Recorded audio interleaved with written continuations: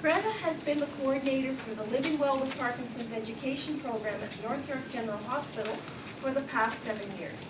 She is also the pharmacist clinician at the Geriatric Clinic for Parkinson's.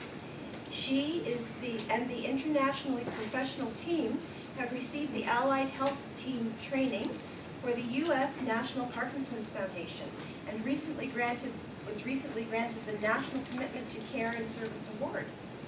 Greta received her pharmacy degree at U of T, certified geriatric pharmacist designation. In addition to providing education and medication management to patients, she's also involved in teaching at the U of T and the Ontario Pharmacists Association. So, needless to say, Greta has lots of credentials to be able to give us a really good, thorough overview of medication and Parkinson's. Please give a warm welcome to Greta Moss. Thank you very much, Cindy.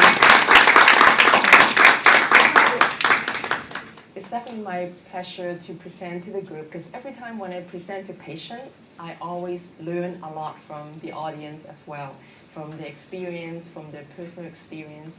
So let's move to our objectives. I'm a little ambitious. In the next 50 minutes, we'd like to do a lot. And as Sandy introduced where I worked at North York General Hospital. We have Living Well with Parkinson's education and exercise program that would provide group education as well as individual consultations. And here's our physiotherapist, Marian, and also our geriatric physician at the clinic, and also neurologist presenting on the Parkinson topic. So the objectives for tonight, we hope to achieve gain the knowledge to help you to manage different stages of Parkinson's, and also appreciate how different Parkinson medication can help you manage your symptom to improve your quality of life. And also it's important to manage your side effects by know how to detect it and how to communicate with your physician in order to reduce the side effects. And last but not the least, I'd like to help all of you to overcome any barriers of taking medication on time. So as you all know, Parkinson's disease is a slow, progressive, neurodegenerative condition that each patient's symptoms advance at a different rate. And the way you manage your symptoms make a big difference in the outcome.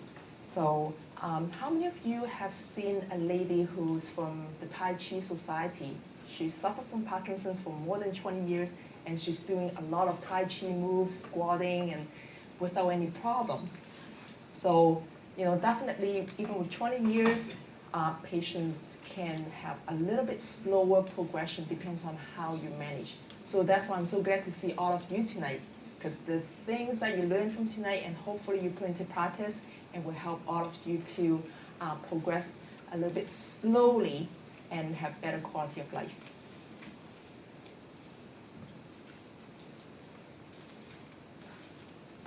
Okay, so you most likely heard about these 4 major cardinal symptoms. And why do we go over that again? Because this is how your neurologist or the Parkinson's specialist determine if you have Parkinson's or not. Now, it definitely takes a lot of experience and expertise to detect if this person truly has Parkinson's or not, because some of these symptoms could be very subtle, and you yourself may not even notice sometimes. So, but by learning more about it, and you may realize, oh, I do have these symptoms, and that's why you need to get help and get treatment. So first of all, tremor. Not everybody has tremor. Only about 70% of the Parkinson group have tremor. And usually start off as very mild, resting, when I put my hand here and I may be resting and I shake a little bit. And if I get nervous, like right now, and I'll shake even more.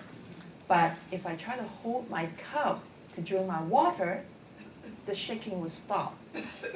And usually starting off from one side. And how many of you have experienced some of these?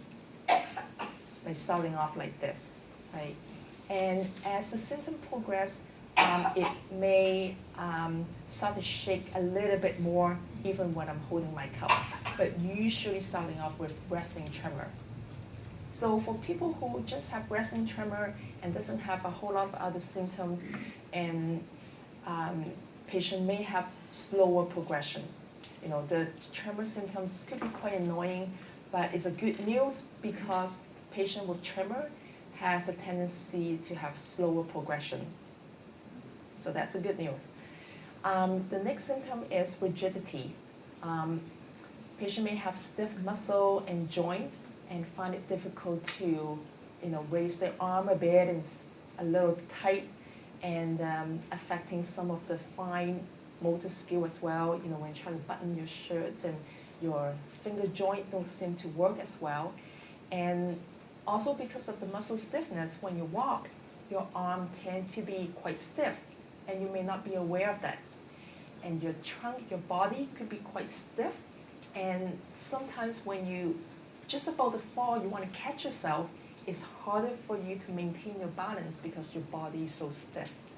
So that's why we emphasize a lot on exercise, to do stretches, to maintain the flexibility. And over time, the stiffness can also cause muscle cramp, joint aching, and people may think, oh, do I have arthritis? And sometimes you may have both, but patients with Parkinson's tend to have more achings with joints because of the stiffness. And the third hallmark symptom is the slow movement. And sometimes when family members don't understand, it's like, oh, why are you moving so slow? But in fact, like when your legs feel heavy and tired, and it's hard for you to move about as the usual speed. And sometimes you yourself may not even notice, like you may be shuffling when you walk because your feet feel so heavy, you're dragging without noticing. So when you go to see a neurologist, Parkinson's specialist, they're looking for these fine details and to diagnose with Parkinson's disease, because it's not simply based on MRI or CAT scan or blood test, but it really takes a lot of experience to detect if you have Parkinson's or not. And over time, the balance will be affected. So at the early stage, most patients' balance is really good. But over time, if they're not doing exercise, if they're not managing the disease well, the balance will be off. So when you try to turn, especially when you try to pivot, when you swing around and standing on one foot for just a few seconds, you feel you can do this. So that's the time you really have to watch out your balance and to prevent any fall. So having physiotherapists to help you to figure if you need any walking aid or if you can do exercise to improve your balance. There are other symptoms, but these are not happening to everybody. So people may notice they have smaller handwriting, or the voice gets softer, or even not blinking the eyes, but again, it's very gradual. And early stage non-motor symptoms may happen to patients, such as depression or feeling a little more anxious, which is quite common. Up to 50% of the patient may experience that, and it can happen even at early stage of Parkinson's. Constipation, or sometimes patient may have the REM sleep behavior. Again, you don't notice, but your spouse who sleeps next to you will say, oh, you're kicking me, you're screaming during your sleep. And that's the REM sleep behavior, like your brain is still active when you're supposed to rest. So it's crucial for you to recognize these symptoms that will allow you to seek help. Because oftentimes patients say, well, this is minor, I don't think this is Parkinson's, and try to avoid the issues. So, but it's wiser to actually seek help to find out what it is. If you see your family physician, he said you have Parkinson's, you don't truly believe your family doctor, always request a referral to a specialist and to get a second opinion with thorough evaluation. Now, sometimes patients with symptoms that looks like Parkinson's, and about 20% actually turn out to be something else. We call it the atypical Parkinsonism. And they all started off like the 4 cardinal symptoms, but over a couple years, patient may tell you, oh, this is something unusual. Like, no matter how much levodopa I'm taking, I still don't see any improvement. So again, you go back to your specialist with detailed assessment and find out, if truly no difference, then that kind of indicates it may be something else. Or a patient who have trouble looking up or down, like moving the eyeballs up and down to see things, and that indicates there's some ocular eye muscle paralyzed there. So there's something higher up with damage. Or if the symptom mainly just the legs, your hands are perfectly fine, your upper body is perfectly fine, then sometimes maybe severe damage to your spine, affecting your nerve that control your legs. So it may not be Parkinson's. Or patient with early trouble with speech, swallowing, or early dementia, like within the first couple years, that's unusual. Yes, Parkinson's patient may have some of these, but it's many years down the road. So when you have these symptoms very early on, that's quite unusual. And definitely if you hear, the symptoms like someone fall almost every week, and just within the 2 years of diagnosis of Parkinson's, there is something wrong too, because usually the balance is quite good at the beginning. So you finally got the confirmation that yes, indeed you have Parkinson's. So what are you going to do next? So a lot of people would say, how about I find something from internet, Google, and see if I can find something over the counter to help me. Maybe it will slow down the progression of Parkinson's. So not just you, all the scientists are thinking the same thing. So they try to do all kinds of study and see if these would help. So in order to do study, they will compare the active, natural stuff versus placebo and see if it make a difference. So far they have investigated coenzyme Q10. Most people just take 300 to 600 milligrams. Like 600 is pretty high. Most patients just take 150 to 300. How many of you are taking coenzyme Q10 by any chance? Nobody? Okay. You tried? No difference? Okay. Now, so the study actually found, with dose like that, it really doesn't make a difference. But they're doing study to focus on maybe higher dose, like 1,200 milligrams. But we won't jump to buy the high dose coenzyme Q10 yet, because we don't know the long-term side effects with high dose. So it's better wait till we know what's going on and then spend your money, because they're not cheap either.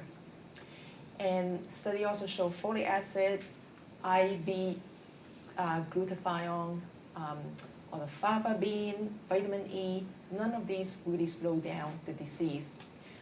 Years ago, people liked to use vitamin E and thinking, it's antioxidant, so it's going to help. But it turns out that vitamin E high dose actually increased mortality. So when you look at your multivitamins for 50 plus, they only have a small amount. So they never use more than 400 international unit. And also vitamin E may interact with your blood thinner, like even with aspirin or warfarin. Vitamin E high dose can also increase the risk of bleed. So it's not that harmless. And also there's ongoing research to find out if Borsaglin would have any power to slow down the disease. So far with the Adagio study, they didn't find improvement in terms of slowing down progression. Now, on the other hand, exercise, there's a lot of research about exercise, how useful it is. Exercise can boost the neuroprotection and slow down the progression of Parkinson's, and also improve your walking speed, the stride length. Stationary bike can help your coordination. And Tai Chi, amazingly, there's a study in New England Journal of Medicine showing how it can reduce falls. So Tai Chi is very useful. Now, we see a lot of elderly patients, and a lot of time they have vitamin D deficiency. And when we send them for bone density test, and we find out they have lower bone density, we don't really know why. It could be maybe less walking, so less weight-bearing exercise, or just genetically lower vitamin D. We don't really know. But because of poor balance over the years, and study actually shown 3 times greater risk of multiple fall. So in light of all this, patient at higher risk of having like hip fracture, spine, or wrist fracture. So it's important to initiate osteoporosis prevention early, such as having your vitamin D. Vitamin D is good for so many different things. You heard about prevention of cancer even, because we don't have enough sunlight. So vitamin D is crucial. And calcium supplement if you don't have enough from your diet, such as milk, cheese, yogurt, or calcium-rich orange juice or soybean drink. And as I mentioned earlier, walking or a little bit of weight, so weight-bearing exercise is useful. So don't forget your bone density test. At least have a baseline so you can compare over the years. Now, say if you're at the very early stage of Parkinson's, you have just very mild symptoms. You're relatively young, you may be in your 60s, and you have a little bit of tremor, doesn't affect your activity. Do you think you need medication at this moment? No. May not be, right? You can wait a little, because as we know about Parkinson medication, they don't cure the disease, and they haven't been shown to delay the progression. So it's primarily control your symptoms. So if your symptoms is so mild and you're young, you may wait a little bit. On the other hand, if you are older and you have a minor stroke that affects your balance a little bit, and you also have a lot of stiffness, and your movement is slower, affecting your daily function, and you even had a fall last year, so you shouldn't wait, because the longer you delay the treatment, you will have poor quality of life, and also studies show it will reduce your survival. So it really depends on individual situation. So your doctor will discuss with you, when is the right time to start treatment. But no matter what, you need to have your exercise and your osteoporosis prevention. So when we think about starting treatment, what will be the first choice for someone who's a bit older? Now in this room, when we define older, will be someone who's over 70 years old. So that's the rough guideline for age, like from the Canadian Parkinson's treatment guideline. Any one of you has looked it up? The recent guideline that's published is in the Parkinson website. So it recommends for someone who's older and those with some cognitive impairment. So someone in the 60s may have a little bit of early dementia. Then the first choice will be levodopa, because levodopa doesn't associate with a lot of side effects affecting memory, so it's safer for someone who's older. And also, why levodopa? Is it the most effective drug? So let's find out. What exactly causes Parkinson's? So say one day you want to get up to open or close the blind. So your brain is releasing some chemical called dopamine. So your brain cell in the midbrain called substantia nigra. So this special brain cell, they're not just producing dopamine, they also release it at the right time.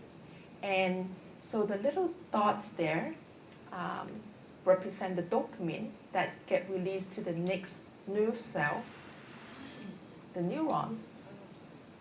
And once the second neuron receives the dopamine, it will pass on to the third, the fourth, and so on. until it gets to the last nerve cell that's connected to your muscles to control your arms and hands. So dopamine is very crucial for communication within the nervous system. So without dopamine, the brain cannot tell the legs and arms to move properly. So by the time you have symptoms,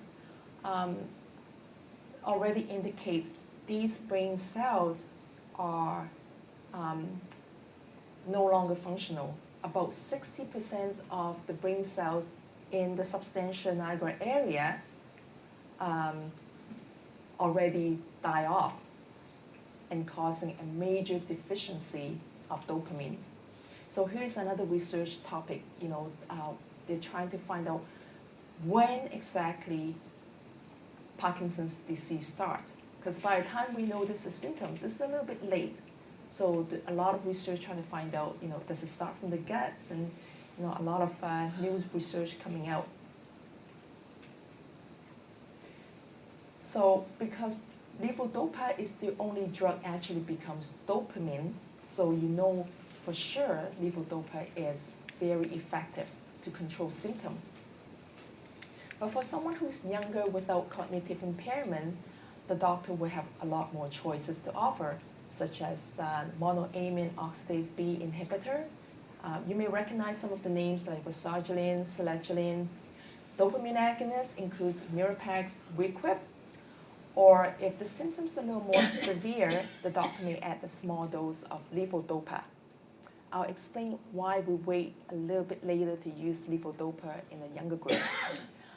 There are other alternatives, including anticholinergics and Amantadine. These two groups of medication tend to associate with more side effects, so that's why they're not the first choice. There's several drugs under this group, and they're primarily for tremor control. So if your major symptoms is tremor, and you're younger without cognitive impairment, then one of these with small dose may help you. So using smaller dose, we can minimize the chance of having these side effects. If someone has memory problem, it will make it worse. Dry mouth, which is a common side effect. And some patients may tolerate this drug better when they're using a biotin oral balance gel. Put a little bit in the mouth, and they can sleep through the night without the dry mouth. Or blurred vision, so someone with glaucoma will have more problem with this drug. Or elderly men with enlarged prostate find it difficult to use this drug because it makes it even more difficult to urinate. Constipation will make it worse when you already have constipation. So we come across a patient actually have obstructions, like he didn't have bowel movement for the whole week. So we really have to monitor when someone started this type of medication. The next one is Amantadine, and comes in liquids or the red capsule. It's very interesting how they discovered this drug. This drug is initially used for a flu. It's an antiviral medication. So during one of the flu outbreak at a nursing home, and they found, oh, how come all the Parkinson's patients are doing better during this time? And then they found out, wow, actually the drug helps Parkinson's symptoms. So just by chance they found it. So it is helpful for mild symptoms, and it's also useful for the involuntary movement dyskinesia that I'll be talking a little bit more about. Now again, this drug has quite a lot of side effects, including insomnia. So people have trouble sleeping, they may want to take the last dose earlier in the afternoon. Or they found ankle maybe a little swollen. So one way to help is to elevate your ankle and rotate it. Rotation of ankle help the circulation. And people may have a little red skin blotches on the leg. It's like rash, but it doesn't really bother the patient. And if patient has kidney problem, because the drug mainly excreted through the kidney, so the dose need to be reduced. And it also has all the anticholinergic side effects that I mentioned earlier. So you see the potential for side effects is quite a lot. So as I mentioned, it's not used commonly, and if it is used, they use a smaller dose. But the tricky thing about Amantadine is if patient notice side effects, don't stop it suddenly because your symptom will be even more severe when you stop the drug. So make sure you gradually taper it off. So when you try to compare the efficacy of different drugs to control your symptom, levodopa is the most effective one, and followed by dopamine agonist, your Mirapax Requip, and then the last will be monoamine oxidase B inhibitor, and plus the other two. So let's talk about the monoamine oxidase B inhibitor that includes sertraline and rosuvastatin. Sertraline actually becomes a chemical that's a little stimulating. So that's why the second dose, it should be taken no later than noontime, or you'll be so restless and you can't sleep. So if twice a day, it will be breakfast and noontime. Rosuvastatin is a little newer, and so far the government is not paying for this drug yet under Ontario Drug Benefit. But if patients really have difficulty, doctor may request exceptional access program just by faxing the government a form. And rosuvastatin improves the symptoms, but as I mentioned, is not proven to delay progression. So how does this drug work? As you notice, we have dopamine. Dopamine either from your own brain cells is still producing a little bit, or maybe dopamine coming from levodopa. So what we try to do is to keep dopamine as high as possible in your brain. So this drug, MAOB inhibitor, would block the enzyme that break down dopamine. So by blocking it, you allow dopamine to stay in your brain longer, and the benefit will last longer.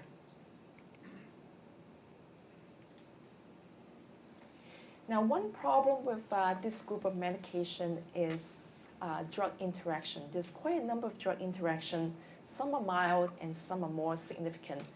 How many of you heard of a painkiller called Demerol? Demerol, Amantadine, yes. It's an older painkiller. A lot of hospitals don't use it now because it also has a lot of its own side effects. But if you go into a hospital for surgery and the doctor for some reason order you Demerol, and while you're on one of these two medications, it can lead to potential serious side problems such as serotonin syndrome. And some of the symptoms include like agitation, your heartbeat is racing, you're confused, you lose your coordination, and major fluctuation in your blood pressure. So make sure you tell your doctor, I'm on one of these two medications, therefore I can't have Demerol. Okay, so the doctor has a lot more choices, morphine, fentanyl, there's a lot more choices. And also if you have a stuffy nose, just have a bit of a cold, and try not to use decongestant. Some of the pills like Tylenol Sinus, like Tylenol is safe, it's perfectly safe, but Tylenol Sinus, it has decongestant. So it has another ingredient causing interaction and raise your blood pressure. And in the old days, we used a lot of Prozac or Luvox for depression. And there's some cases found combination of sertraline or rosuvastatin with these antidepressants also cause serotonin syndrome.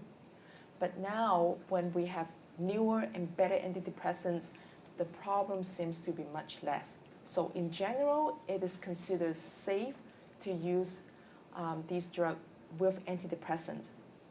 But if you have concern or if the psychiatrist is not comfortable, we can always switch to another Parkinson drug. There's so many choices available, so it's important to manage the depression. So dopamine agonist includes your Requip or Mirapax. I included the last one, the bromocriptine. It's one of the older drug, and it's rarely used because it associates with side effects, hardening your heart valve or the lining around the lung. So the doctor will have to do a lot of monitoring, like getting an echocardiogram, checking on your heart. So most doctors don't like to use this drug anymore, but Mirapex and Requip's are a lot more common. So how it works is this drug is trying to fool the brain, even though it doesn't become dopamine itself, but it pretends to act like dopamine. So when you take the drug, get to the brain, it can fool the brain and allow you to have some symptomatic relief. Even though it doesn't work as effectively as levodopa, its benefit actually lasts quite long. So that's why some patients like to use it. There are some potential side effects, including nausea, dizziness, and ankle swelling, drowsiness, and the one that worries people the most is the sudden sleep. So when you first start on this medication and you're driving, so make sure you have someone with you, or maybe initially when you first start on the drug, don't drive until you feel comfortable with the medication. For elderly patients, it can also cause confusion. So that's why it's usually recommended for younger patients to start with. And to minimize the chance of having side effects is by titrating the dose up very gradually. And the good news is all of the side effects are reversible. So once you slowly stopping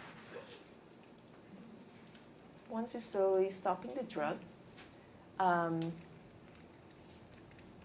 the side effects will be reversed. Okay, now the other set of problems, it happened more to younger patients. That includes some impulsive behavior. For example, patient may have intense urge to gamble or shop, or even having increased sexual urge, and kind of like suddenly get hooked on to watching porn, or strong desire to increase the Parkinson drug excessively on their own. So sometimes patient may have this behavior, and it could be related to the use of dopamine agonists. And patient may also have some punting behavior. It's like obsessive about doing the same task over and over, such as cleaning the shelf constantly. Or I have a patient who keep calling me just to verify, am I supposed to take my drug at this time? Can you tell me again when I'm supposed to take it? So at first I thought maybe she's a little anxious, she may be a little forgetful. And then later on we find out it's actually a little bit of the obsessiveness there. So when you notice these symptoms, or especially your spouse, your family member, who notice the change in you, make sure you let your doctor know right away. Because by tapering the dose off, again, you can regain your control. I have one patient who's a lawyer. Unfortunately, he experienced this impulsive behavior when he's on Mirapex. He kept going to casino and gamble and lost a lot of money, and the wife really didn't have any clue. So these are the side effects that we need to warn our patients, and not to scare them, but just by knowing it may happen. But majority of the case, it doesn't happen, or if it happens, it's very mild. Okay, so let's talk about levodopa. Levodopa always come with a combination. So the pills always have a strength such as 100/25. So the top number is the dosage for levodopa, and the bottom number indicates carbidopa. And the other brand is Prolopa. It has a different second ingredient, it's benzoyl. So why do you have to combine levodopa with another ingredient? So the reason for that is when we have levodopa in our system, so first you ingested the pill, and it goes from your stomach to the intestine, and then get absorbed to your bloodstream. And before it gets to the brain, levodopa could be converted to dopamine. So you're having all these dopamine circulating in your blood and causing side effects such as dizziness and nausea. So by adding the second ingredient, you stop this conversion and allow more levodopa get to the brain and become dopamine. So I remember back in the 60s when the drug first came out, well actually I wasn't born yet, but around the 60s, people were using like 4 grams of levodopa. And at that time, people have lots of side effects and they couldn't get all the benefit. So we're very lucky that we have this combination. Now, levodopa and food. Some of you might have already heard about it. Now, foods such as like milk, egg, cheese, like these contain protein. So protein tend to compete with levodopa to be absorbed through the intestine and also to enter through the brain. So when you're taking these all at the same time, you're slowing down the effectiveness of levodopa. So one way to avoid that is to take the levodopa first and wait about half an hour before you have any food with protein. So what about my banana, my apple, my vegetables, salad? Is it okay? Those are not protein. Those are perfectly fine. You can take it together. So in fact, if you feel a bit nausea, you can have some apple or have cracker. That's perfectly fine.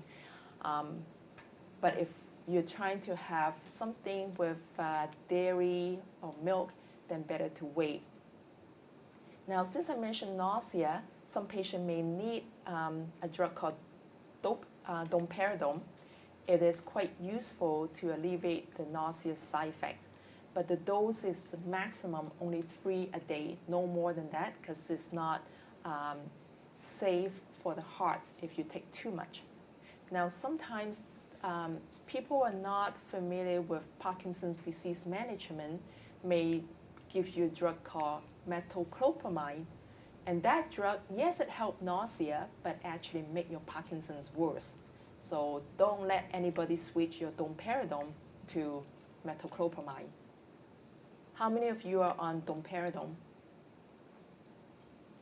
Just a few, eh? Okay. So I understand we need to have a social life. We want to go out and have dinner with friends. You know, sometimes it may not be at the right time. So if you have to go out and you need to take your pill, then I would suggest you have your salad with your pill first, and then keep your creamy soup, your protein much later, maybe toward the end of your meal. So it's just a half an hour time gap before you reach your protein.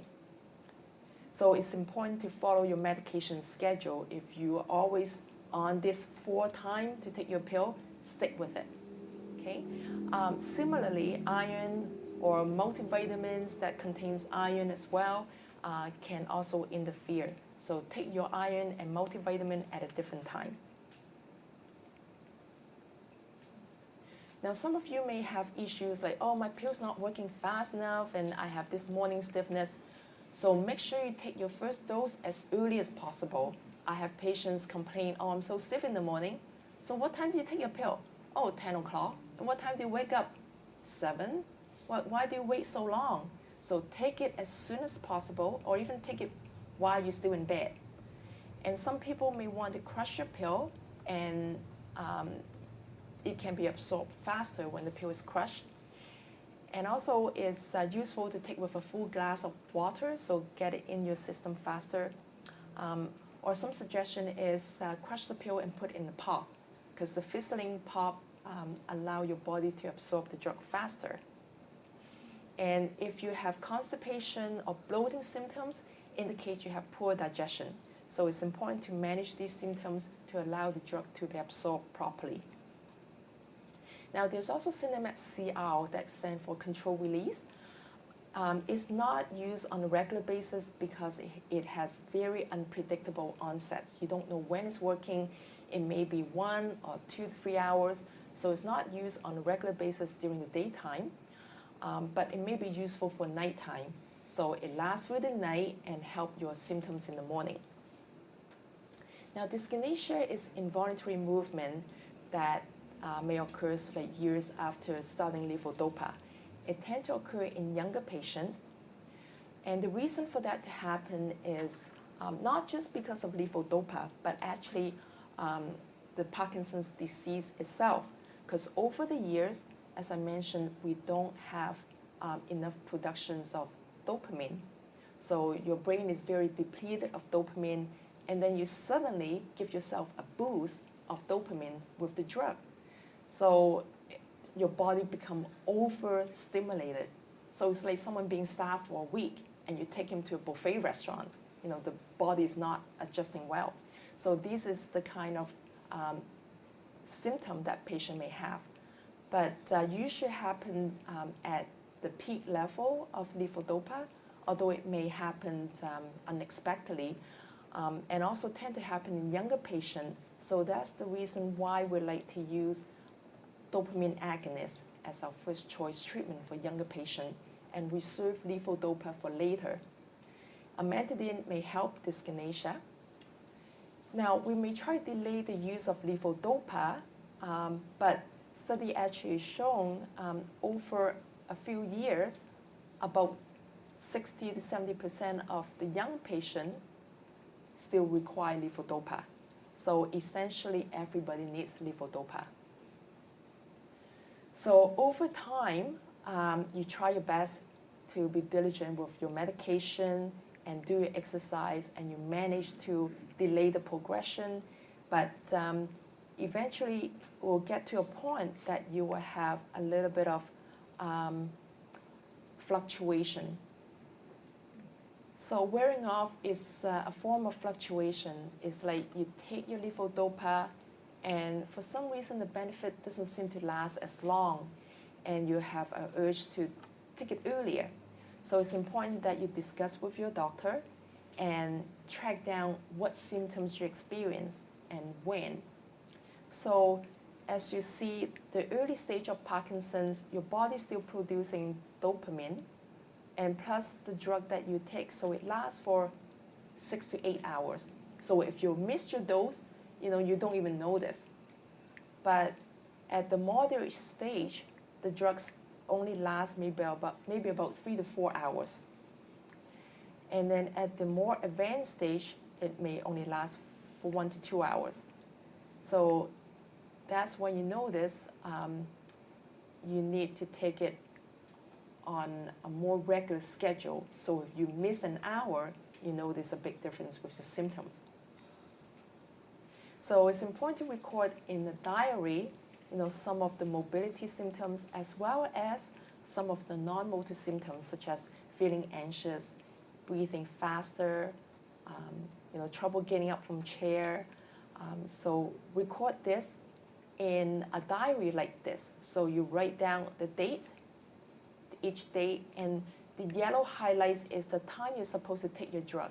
So for example, if someone take it 4 times a day at 7, 12, 5, and 10. So make sure you take your pills on time so that it will allow you to track when you experience the wearing off symptoms. So you mark down X, and then you bring this to your neurologist so that based on the trend, he can tell this patient looks like she's having wearing off before 12 o'clock dose. So the doctor may decide to either increase the 7 o'clock dose or adding something to make the levodopa last longer, or maybe change it to 5 times a day, so move this earlier. So there's different strategy. But it's important that you plot this table for him so that he knows what's going on. So having a schedule is very crucial. So the options for wearing off, you may add dopamine agonist or monoamine oxidase inhibitor to your levodopa as combination. Or for very severe case or advanced stage, patient may need a dual dopa. That's a gel of levodopa, and it's administered through a tube that's surgically inserted to your small intestine. So there won't be any interaction with food in your stomach, but it's not comfortable having the G-tube and also a chance of skin infection. So, but that's more for advanced Parkinson patient to alleviate this fluctuation. And we of course have the Anticholinergic. Anticholinergic come with the brand name as Compton. It has to be taken with levodopa because taken alone is completely useless. Or it comes with a combination called Stalevo that already include Anticholinergic with your levodopa. And by having the Anticholinergic, you can maintain more levodopa in your system, so to allow the levodopa get to the brain. So by blocking the COMT, so the enzyme, so it won't break down the levodopa as fast.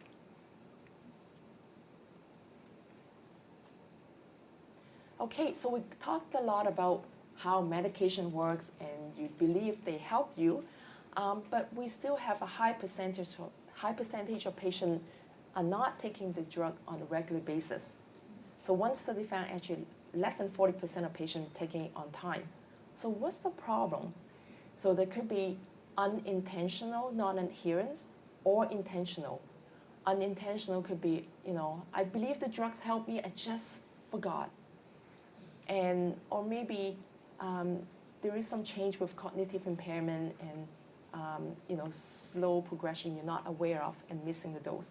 Or maybe just a change of routine. You're just being on vacation, so you forgot.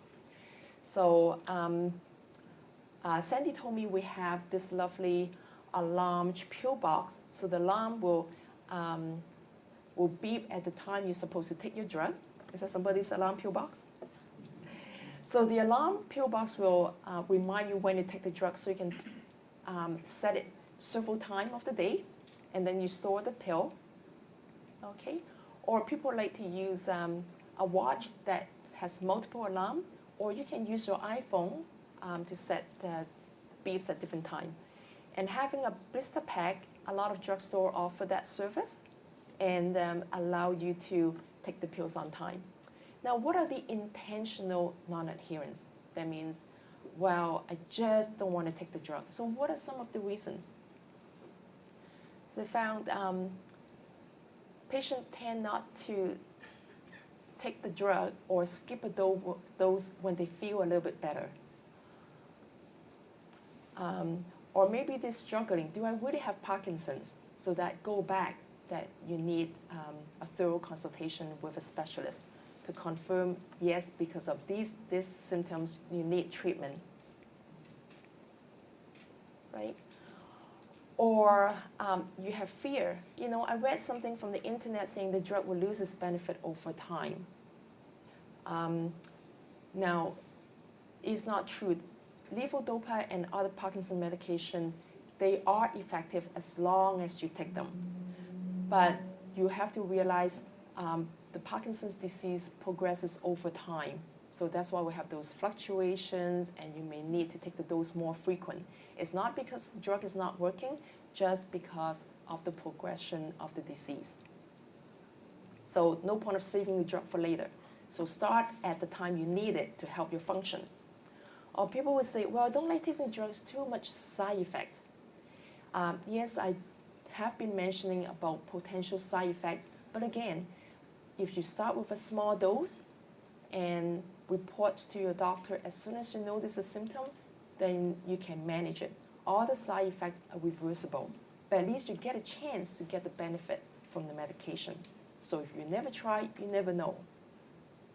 And it's crucial to connect with your doctor. I heard some specialists will give out email, then you can connect with your specialist by email or by faxing or leave a voicemail, or the nurse at the clinic can help you, so leave them a message. Now, the last one is tricky. People will say, I only want something natural. Okay, how many of you heard people say that? Oh, I don't want to take drugs. Right. I want something natural. Okay, let's talk about how the prescription drug get approved on the market. How do you know levodopa is safe and effective? So let's go through this little process. All right, so we know we have a disease, we want to treat it. So scientists come up with a new chemical, okay? So say a drug A, and they purify it, and then they go through testing in the lab and with animals, and then they find, oh, what the effect, how does it affects the body. And if they notice the benefit is good and not much side effects, then they would request to do experiment on humans, so this clinical trial. So some of the movement disorder center always look for patients to help out in doing research, because without human subject, we don't know if the drug is really working or not. So it's important to read through these preclinical results to know what's the response in other study before they get to the human stage, because there's a lot of study has to be done here before they reach human subjects. And if they do a placebo-controlled study, usually they have patients divided in two groups. They mix them up and make sure the two groups are matched in terms of age, the stage of your disease, and then they compare drug versus placebo, and then they notice, okay, maybe after 6 months to a couple years, they notice what's the difference. So they do a test called Unified Parkinson's Rating Scale. So some of your specialists may ask you to do this, this, do this, and do a pool test, right? So this is a standardized test for all the Parkinson drugs. So to prove it make a difference. And also, monitoring the patient closely, they know what kind of side effect may happen. So all the possibility, even 0.01% of side effect, they have to record it. So the whole guideline is very stringent. So even when the drug get approved, get released to the market, there's still a lot of surveillance. So if your doctor heard you complain about a side effect, the doctor will report to Health Canada in their database, and the drug company will have to revise the product monograph to update, oh, this is a new side effect, but it's mild, it's still safe. But if anything that's not safe, such as affecting your liver or affecting your heart, and they would remove the drug. Okay, so I hope that will build your trust in your levodopa or all the drugs that I talk about. So what about the natural stuff that I can find on supermarket or my health food store? What about these stuff? That includes your herbal, plant-based remedy, traditional medicine, a lot of them from foreign country. Yes, we do have a natural health product regulation, but all it does is allow the product to be sold legally with a natural product number on the label. So it will list out all the active ingredients, the dose, and recommendation, what it's used for. But the problem is they don't have a strict requirement for evidence. So number one, they don't have to have a human placebo study like your prescription drug. They can just quote a reference from a pharmacopoeia, like a drug book from a foreign country. Oh, this drug may be helpful for Parkinson's, and you take 1 pill a day. All right, so not a whole lot of study. And not to mention side effect, they don't have a side effect listed, so you have no clue. So you don't know about it, it doesn't mean there's no side effect. So for example, for coenzyme Q10, on the label it say 1 pill a day and maybe 150 milligram. And as you just learned, 150 milligram, it really doesn't change much, but patients buy it and spend the money. Okay, so as we go over to the more advanced stage of Parkinson's, the trouble we have is not so much of the motor symptom. Why? Because by that time, a lot of the non-motor symptoms can affect you even more. So we need to pay attention to non-motor symptoms. Now we know there is a problem with the midbrain, the brain cells not producing dopamine, but in other parts of the brain is also affected. You may notice you're not smelling as well, and the sleep problem from the brainstem area being affected. And for older patients, they are more susceptible to have cognitive impairment, because not just the midbrain affected, but the cortex, the outer layer of the brain, and also having hallucination. And the blood pressure may be changing, like if you stand up, you may feel a little dizzy because the blood pressure dropped, or trouble with urination, trouble with frequent urination, or erectile dysfunction in men. So this booklet from the Parkinson website is wonderful. Okay, don't go without it. So it's a quick reference, you know what this is about, and you know how to report to your doctor. This is part of Parkinson, so you get to tell your neurologist. So constipation you can manage with increasing fluid, exercise, and if you try stool softener, doesn't help, and you find Senokot causing a lot of loose bowel, incontinence or cramp, or lactulose syrup causing gas or bloating, then you may want to try this one, polyethylene glycol. It's being recommended. It helps to regulate your bowel movement. It's a powder that you add to any drink. Just take it once a day. At the time, you're not taking your Parkinson pills. As I mentioned, a big blood pressure drop when you stand up. So make sure you talk to your family doctor to have your usual blood pressure medication readjusted. When you're young, you may be on a blood pressure pill, but with Parkinson's, your blood pressure tend to drop. And make sure you drink enough fluid. And also, if you have low blood pressure or drop of blood pressure, the Parkinson drug has to be introduced very slowly because they all tend to drop your blood pressure. And if you have symptoms after a heavy meal, it's better to eat a small meal because a heavy meal can also drop your blood pressure. Okay, depression is very common. About 50% patient may have it and affect your motivation, interest. You may know everything how to manage your Parkinson's, but you're not motivated. You don't care. That's the worst thing. So if you have these problems, you notice you're avoiding social interaction, no interest, very anxious, lack of energy. Now, lack of energy, make sure you're having a good night's sleep. Okay, so if you sleep well, not because of the sleep problem, but you still have no energy, poor appetite, or poor concentration for a period of time, make sure you bring it up. Okay, so depression is treatable. I see patients on supplement. I call it supplement instead of antidepressant because antidepressant basically supplement your serotonin or norepinephrine. So these are other brain chemicals your brain normally produces. But Parkinson's may affect the production of these chemicals, causing you to have depression. So even you have great family support, everybody loves you, you still feel depressed, you still feel negative. So the deficiency of these chemicals could be the cause. So antidepressants can make a big difference. All right, so the choice of antidepressants is all depends on your symptoms. Some are more stimulating and some are more calming. So make sure you tell your doctor how you feel, and sometimes the first antidepressant may not be the best one, okay? So we may have to try and see. As I mentioned, older patients may have cognitive impairment, and they still remember a lot of things, especially things happen in the past.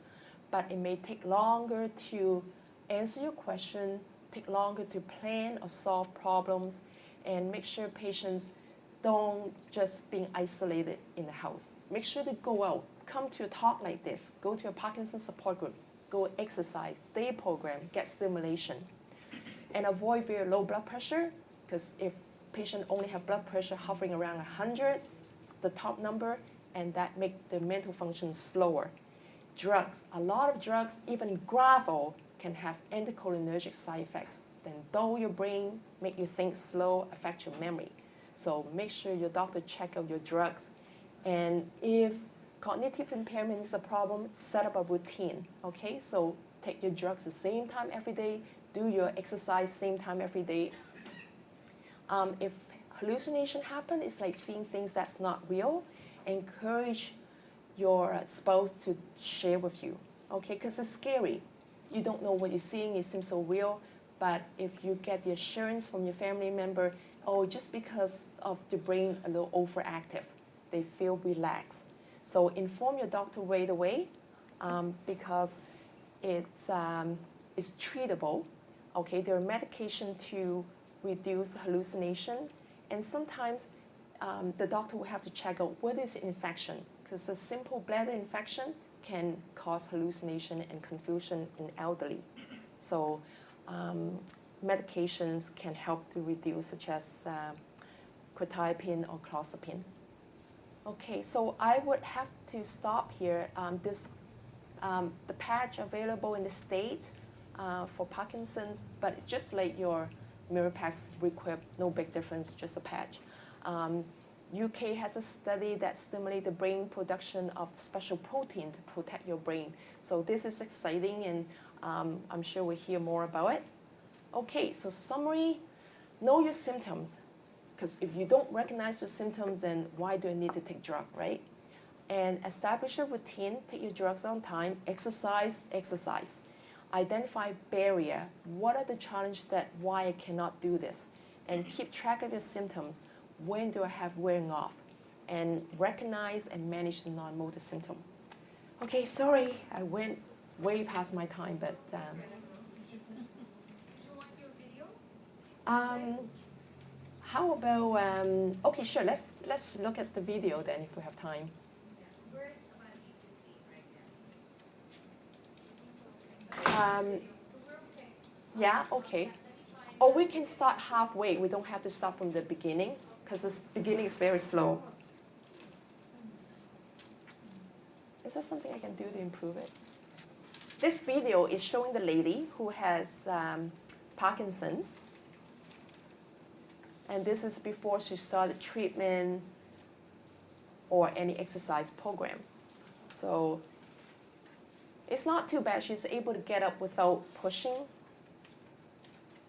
If you double click, it gets larger.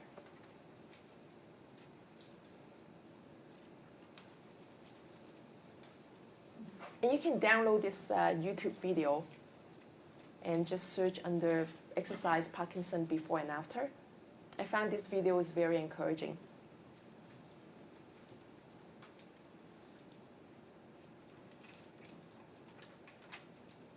Okay, so she's trying to reach over, and the balance is not very good. You see, she almost tipped herself over.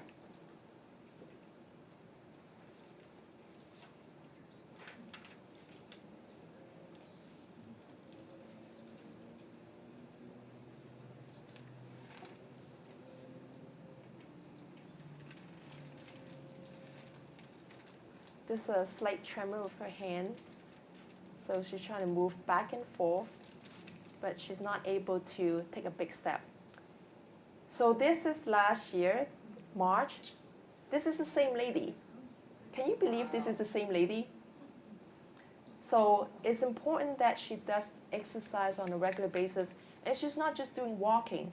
Like she's doing stretching, stretching, raising her arms, right? Reflexes, reaction. Coordination, eye-hand coordination. And you see she has more facial expression too. And see the step, how big it is. She got big stride. And that was all for exercise? Exercise and medication, yeah. Mics facing each other.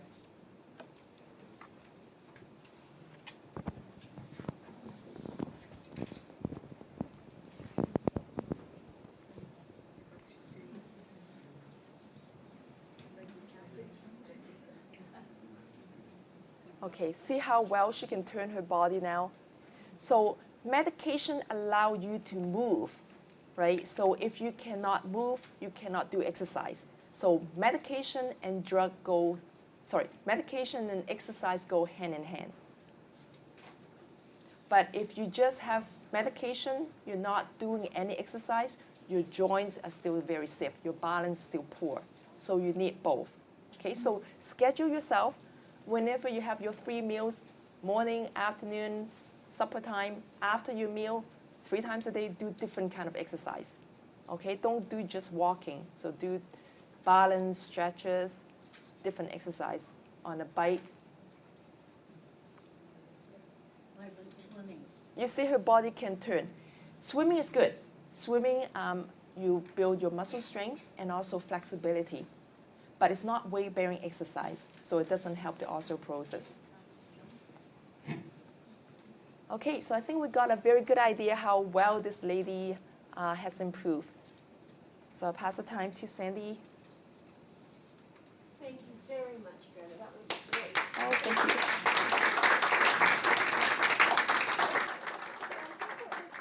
Could you please comment on various sleep agents? And listed here are Imavane, Trazodone, Ativan, and is there an interaction with levodopa and other drugs? So I guess it's a two-part question. Okay, so let's talk about sleep problem. So make sure you don't have other symptoms that just having sleep symptom. People with depression, anxiety often have trouble sleeping. So if people truly have those symptoms, then antidepressants with sedating property can kill two birds with one stone. Manage your sleep as well as your depression. Now, if you don't have depression or anxiety, it's just purely trouble sleeping, then I'd like to find out, do you have other problems such as restless leg? Do you have pain, stiffness? Do you have REM sleep behavior that make you having difficulty with sleeping? And people often have sleep apnea without noticing. So ask your spouse or somebody, do you snore when you sleep?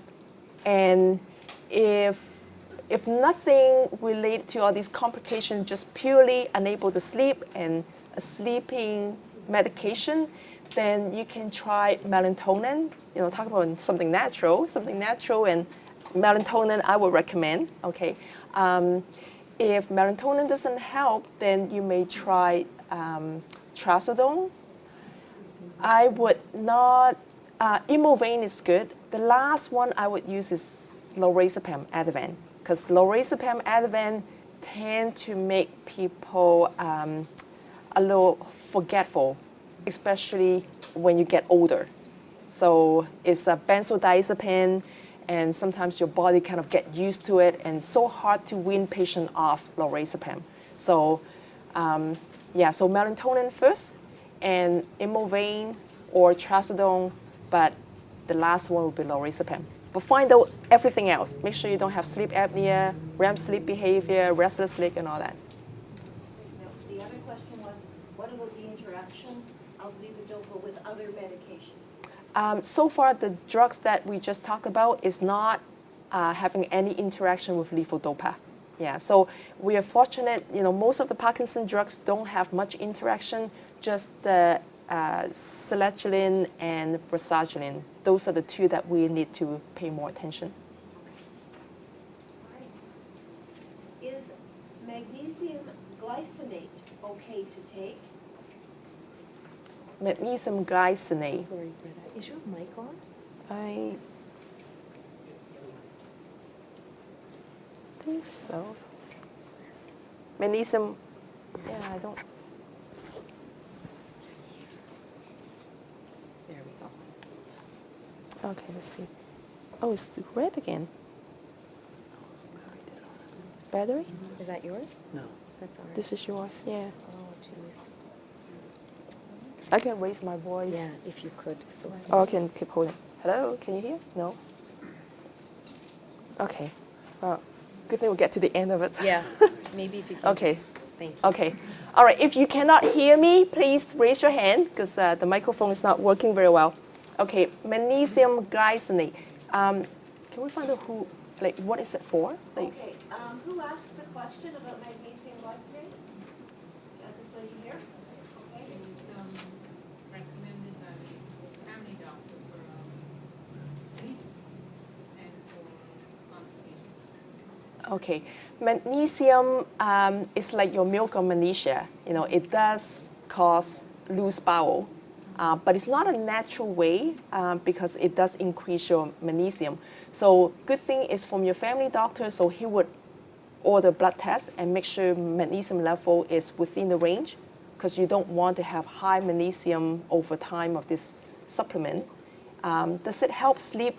Personally, I don't have experience on this. usually magnesium come with your calcium, magnesium in the supplement. Because calcium, some people find it constipating, so when they add the magnesium, kind of counteract that side effect. But I haven't used magnesium glycinate for sleep. Seems to help. Sorry. I didn't hear that last sentence. Microphone not working? No, it's not working. I personally don't have experience using magnesium glycinate for sleep, and magnesium often combined with calcium in the supplement because calcium sometimes causes constipation and magnesium tend to cause loose bowel. Yeah, but we do have to watch out because like magnesium, it goes to your blood, right? So you don't want too much magnesium causing cramps and spasms. The second part of this question was, is there going to be a copy of tonight's presentation? So it is being taped as we speak. The answer is yes. The first way you'll be able to get it, we're going to upload it to our website. So if you go to the Central and Northern Ontario website, sometime within the next couple of months, under PDTV, all of our videos are uploaded to that particular part of the website. So it's called PDTV. Click on that and you'll be able to see this, as well as several others of the presentations that we have had this year. We will also have some separate DVDs that we will make copies of as requests come in. So if you want a copy for your own personal use as well, then you can give us a call and we'll ensure that you get a copy. Is that clear to everybody? Okay. Next question is, can ropinirole and levodopa, so that's Requip and levodopa, be taken together during a transition period as PD gets progressively worse? If yes, how long can someone take both drugs? Okay, so in my presentation, we're talking about when you experience the fluctuations such as wearing off, it is recommended to use the two together. So levodopa plus your Requip. One is pretending to be dopamine and the other one is real dopamine. So when you combine the two, you have longer and good effect. Now, in terms of timing, if you don't have upset stomach from the Requip, you can definitely take it together with levodopa. So usually levodopa, as we recommended, like half an hour to 1 hour before your meal, then you can definitely take Requip at the same time, so make life easier. And the question, how long can you continue to take both drugs? As long as you're willing to take the drug. And I hope you continue to take the drug because some people have fear that, oh, I'm going to become dependent on drug. But you know from tonight that our brain cells not producing dopamine anymore. So we're having a major deficiency. So you're not dependent. You absolutely need this drug to give you dopamine. Now, let me ask you a question. How many of you are taking vitamins? Okay, why are you taking vitamins? Because you think you don't have enough from your diet or don't have enough in your body, right? So if you take your vitamins every day for the rest of your life, same thing. You take your levodopa and Requip as long as you're living because your brain needs dopamine to get you moving, get you exercise, get you functional, just like that lady, right? So I bet if she stopped taking the drug, even she tried to exercise, I don't think she has the ability to do it. So just think of that as gasoline. You need gasoline to get your car moving. Okay. What would you recommend for severe bloating if domperidone didn't work? And this person is taking 6 pills a day. I presume they mean levodopa. But obviously having a problem with bloating and can't seem to find a solution for that. Okay, so bloating is quite common. The reason for bloating, that means like the food sits in your stomach for a period of time. It's not being digested, doesn't get passed on to the intestine. So it's sitting in the stomach and forming gas. So all these gas coming up is having burping. So one thing we try to do is to get your intestinal tract move, right? So exercise. Now it doesn't have to be very strenuous exercise. I mentioned after your 3 meals, there is a reason. Because if you go for a short walk after your meal, it stimulates your guts to move. So if your food is moving along, no chance for it to build up gas. So you won't have any bloating. And also domperidone helps because domperidone, it blocks the dopamine.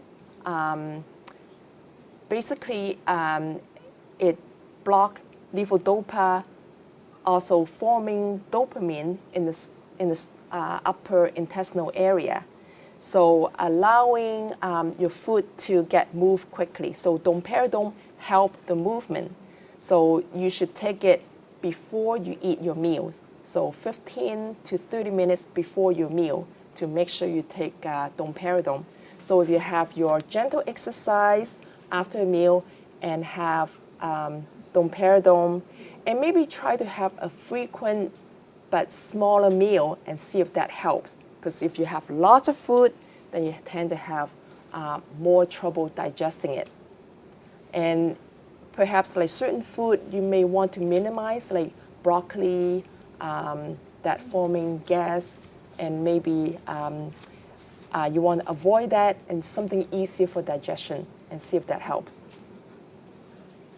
But constipation, make sure you have regular bowel movement. A lot of people tell me once they started on stool softener plus the polyethylene glycol, that drink that I talk about, like Laxaday or Restore-Lax, once they have regular bowel movement and the whole digestion is significantly improved. And if you have all these bloating symptoms, I bet you'll find your levodopa is not working as fast because everything's slowed down. The last part of this individual's isn't a question, but it's a comment. Thank you very much for giving this seminar. I learned a lot. I'm sure all of us will feel the same way at the end of the evening, but I just didn't want to miss that individual's comment about that. Thank you, thank you. So, question. You said if you waken early, take your medication. But if you have set up a schedule, and in this case it's 8, 12, 4, and 8, if you take the first one early, then how do you go back to your schedule? How do you stick to your schedule? What do you do then? Okay, so first of all, when you see your specialist, you both discuss like how your daily routine is like. So you need to tell your specialist what time you wake up. So if you told your doctor like, oh, I wake up at 8, maybe that's why the schedule would start at 8. Because most doctors would like you to take it early in the morning. First of all, it takes at least half to 1 hour for the drug to work, right? So if you wait longer, and it takes longer to kick in. So I would advise you not to change your schedule until you have your doctor's appointment, and at the same time, do your mobilities diary. You know, write down, do you have a lot of aches around 7 o'clock?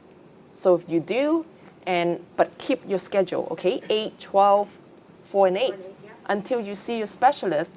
Then if your specialist see a lot of aches around 7 o'clock, then I'm sure he would move your schedule up starting at 7 and then adjust accordingly.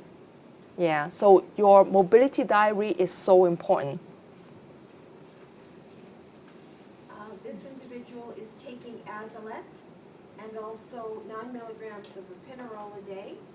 I get foggy and lightheaded some days. By 6 o'clock, all the symptoms disappear. Some days I'm great. My blood pressure is good. So it seems to be asking about this kind of lightheaded fogginess during the day. Okay, I'm so glad you include the blood pressure because that's my first question. Like when you feel foggy, lightheadedness, is that the time your blood pressure is low? So if your blood pressure is fine, then it happens around the same time every day. So I wonder if this wearing off. So how does that relate to the time of administration? It doesn't give me that indication. Yeah, okay. So I need both information. I need to know when you take the drug and then when you feel foggy. So if it sounds like a few hours you take the drug and it's almost time for the next dose, this could be wearing off. Yeah. Okay. This next question isn't about medication, but it's an interesting question. Early symptoms. Is it true that loss of sense of smell is an early indicator of Parkinson's? Yes, not everybody loses the sense of smell, but it is quite common. And in fact, I think some of the research kind of indicating the loss of smell is the damage to certain parts of the nervous system, and that happens even before the neurons in the midbrain get affected. So yes, it could be. Okay. This question is about payment for Azilect. There is a letter that individuals can fill in, or a form that they can fill in to have the Azilect paid for. And that's what this question is about. How does one go about getting their Azilect paid for? I personally didn't come across any patients on Azilect and get coverage. And this is something I learned as I work on the presentation. So what I did is I looked under the Health Canada website and under the Ontario Drug Benefit Formula.